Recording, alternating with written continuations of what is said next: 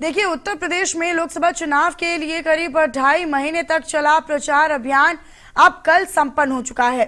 चुनाव के अंतिम और 7वें चरण में यूपी की 13 सीटों पर मतदान होंगे और इस दौरान प्रधानमंत्री नरेंद्र मोदी, मुख्यमंत्री योगी आदित्यनाथ, गृह मंत्री अमित शाह और बीजेपी के राष्ट्रीय अध्यक्ष जेपी नड्डा समेत सभी दलों के तमाम दिग्गज नेता प्रचार के अंतिम दिन तक चुनावी मैदान में डटे नजर आए।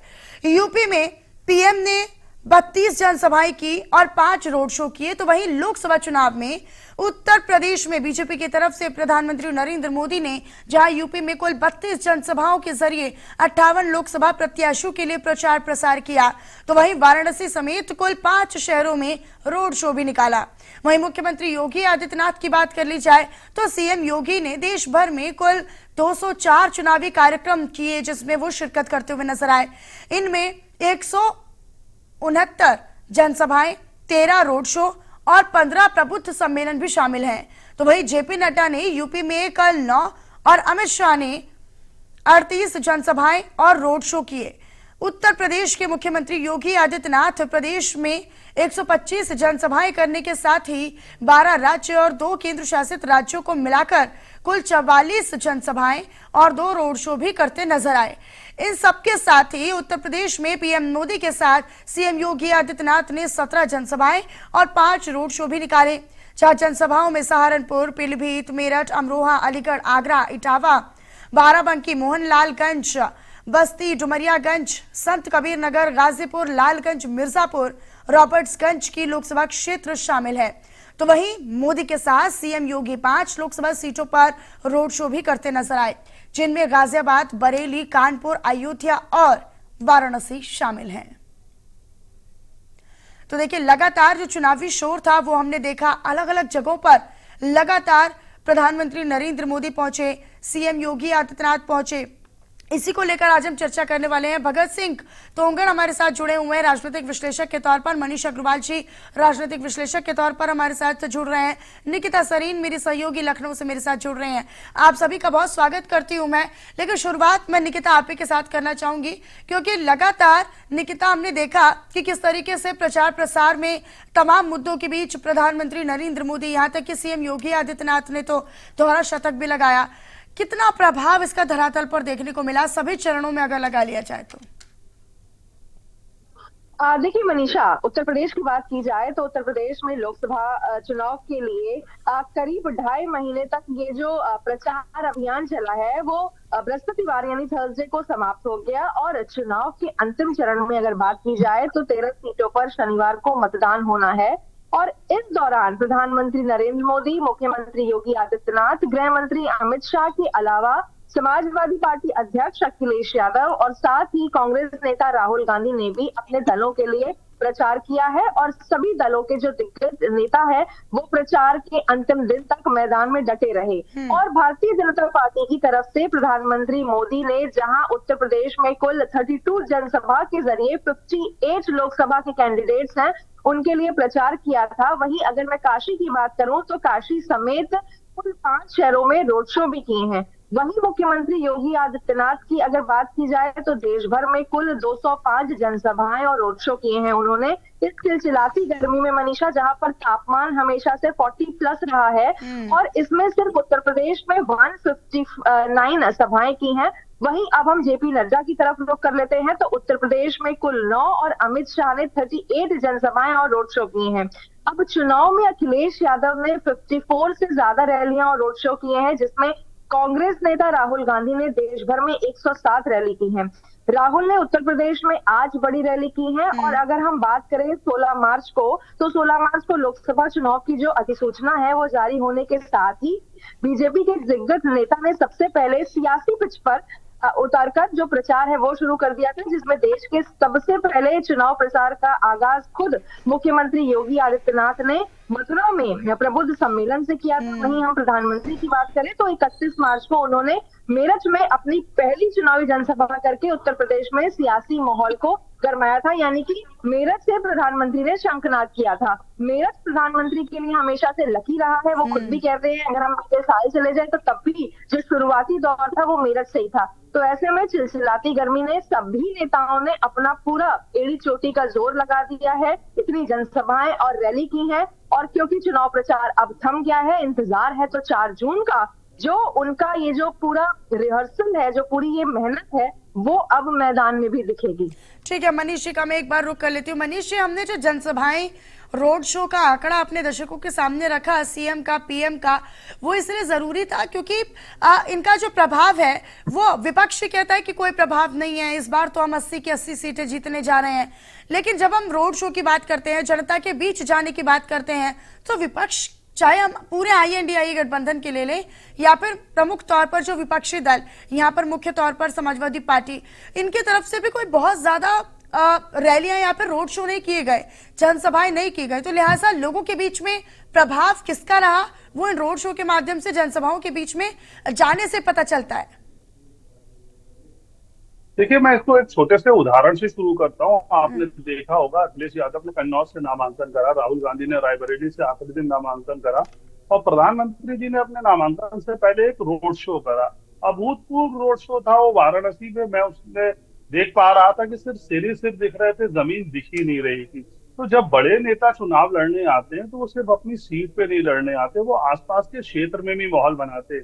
ऐसी प्रधानमंत्री जी, योगी जी जितनी रैली यूपी में कर रहे हैं वो उस जिले के लिए तो कर ही रहे, लेकिन उससे आसपास में माहौल बनता है।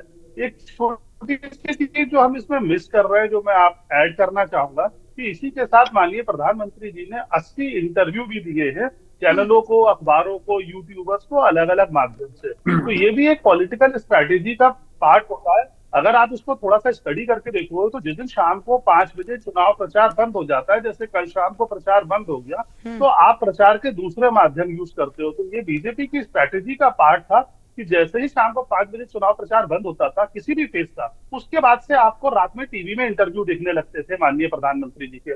जनता तक पहुंचने का वो भी एक साधन है। अगले दिन प्रमुख अखबारों में जिस जिस जगह वो चुनाव होता था उसमें उनके साक्षात्कार दिखते थे, तो वो भी जनता तक पहुंचने का माध्यम है।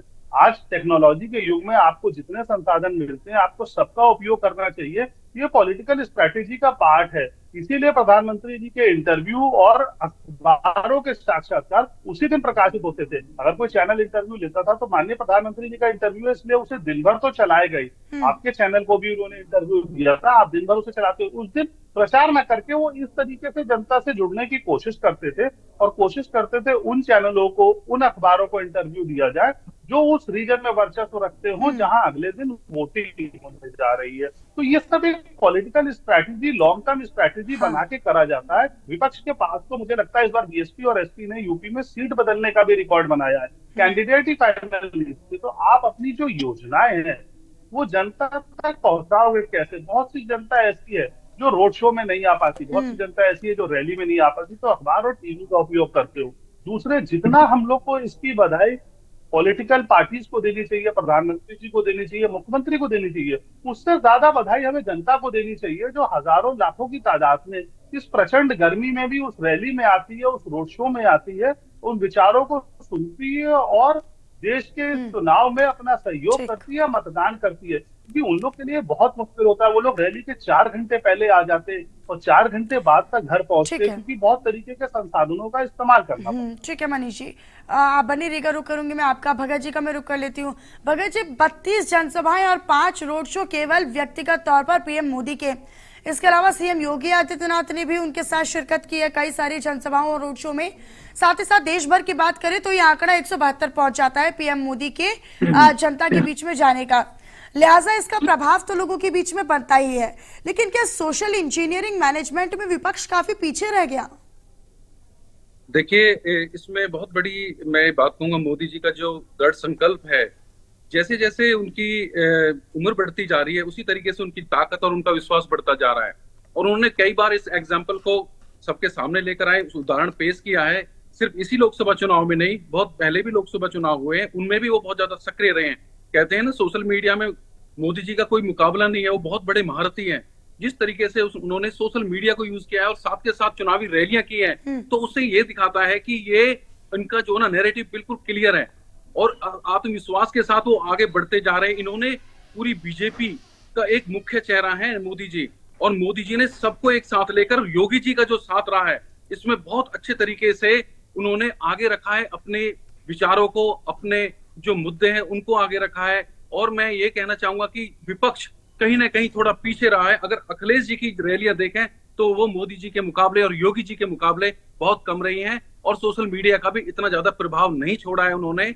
और मोदी जी ने, जो हमारे माननीय प्रधानमंत्री जी है, उन्होंने कई बार न्यूज चैनल्स पे अपने इंटरव्यू दिए हैं और अपनी बात को लोगों तक पहुंचाया है, हर जन समूह को पहुंचाया है। और पीछे जितने भी अच्छे कार्य किए हैं जो उन्होंने क्लियर किया है उनको भी उन्होंने जनता के सामने रखा है, जिस वजह से जनता आज कड़ी धूप में और चिलचिलाती धूप में, ऐसी गर्मी में बाहर निकल रही है और वोट दे रही हैं।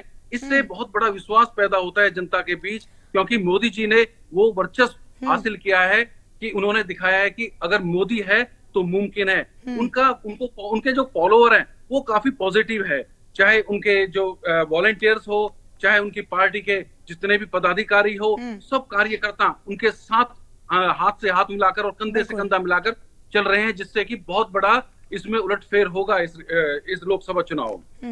बिल्कुल निकिता का एक बार फिर से मैं रुक कर लेती हूँ। निकिता, क्योंकि तमाम मुद्दों को भी तभी विपक्ष उठा पाएगा जब वो लोगों के बीच में पहुंचेगा, लिहाजा जितनी ज्यादा जनसभाएं होंगी, जितने ज्यादा रोड शो होंगे, जितनी ज्यादा जनसंवाद होगा, उतने ही बेहतर तरीके से विपक्ष या फिर कोई भी दल, कोई भी नेता, कोई भी दिग्गज अपने मुद्दों को, अपनी बात को वो संवाद के जरिए लोगों तक रख सकता है। क्या यही वजह है कि एनडीए अपने मुद्दों को धरातल पर उतार पाई, लेकिन विपक्ष उतने सही तरीके से अपने मुद्दों को लोगों के बीच में नहीं रख पाया, कि उनकी तरफ से इतनी जनसभाएं नहीं की गई, उनकी तरफ से इतना जनसंवाद नहीं किया गया?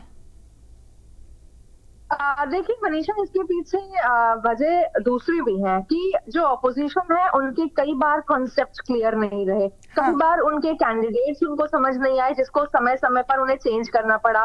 कई बार आपसी सहमति नहीं मेल खाई। हाल ही में बलिया का एग्जाम्पल आपको भी पता है, हम सबको पता है क्या हुआ वहां पर। ऐसे जो दिग्गज नेता हैं एक पार्टी से रिलेटेड, उन्हें पार्टी के काम नहीं समझ में आए, और वो ऐसे फेज में भी जब हम अंतिम चरण में हैं वो अपनी पार्टी छोड़ करके अन्य पार्टी में शामिल हो जाते हैं।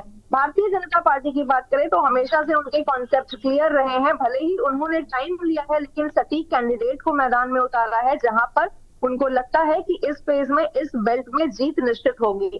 साथ ही आपको एक बात और भी बता दूं कि जिस तरीके से अभी भारतीय जनता पार्टी ने ऐसे कई बड़े नाम है, कई बड़े चेहरे हैं जिनको तोड़ करके अन्य पार्टियों से उन्होंने अपनी पार्टी में शामिल कराया है।